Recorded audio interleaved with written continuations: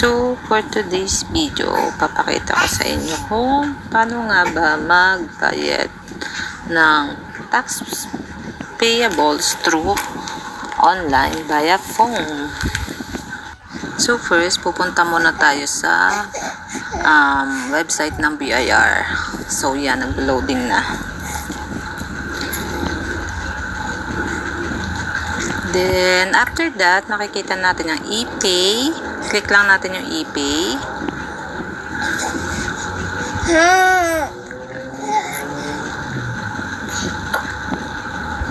Yan, may lalabas na pay taxes online. Click lang natin yun. Then, sa login, continue with Google lang tayo. Yan, pili ka ng account.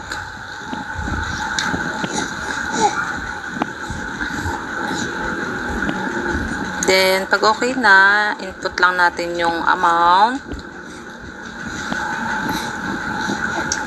ng babayaran natin. So, ang babayaran natin kasi ngayon ay yung sa 1701Q. So, yung PIN number.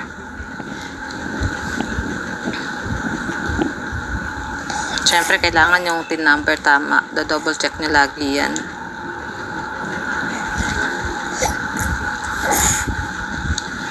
Yung sa branch code, 00 lang yun. Then, RDO code, sa COR din makikita yan. So, sa case ko, sa case ng client ko, RDO 29 siya.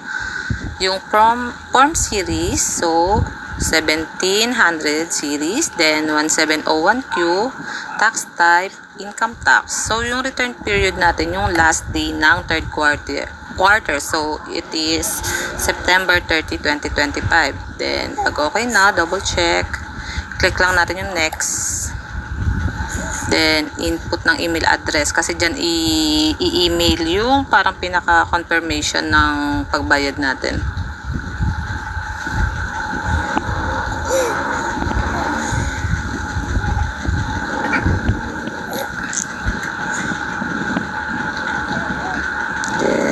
Next ulit. Natin yung next. Then, pag okay na, double check. Siyempre, titik natin yung box na I accept the terms and conditions.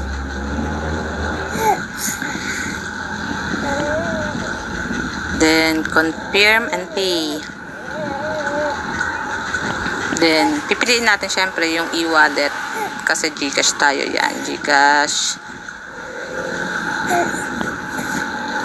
Then, proceed. 20 pesos nga pala yung transaction fee sa GCash. Then, yan. Matik na yan pupunta sa GCash natin. Yan. Then, kita natin. Matik na kasi yan eh. Nakalagin na kasi yung GCash ko.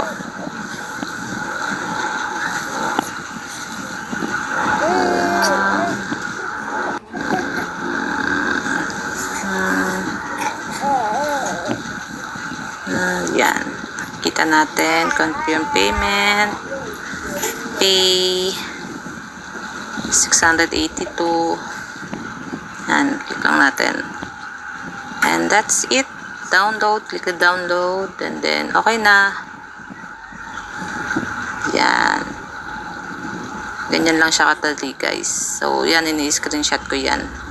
Para may katunayan din ako. Pero mag-email din naman kasi yan. So, yun lang guys. Thank you for watching.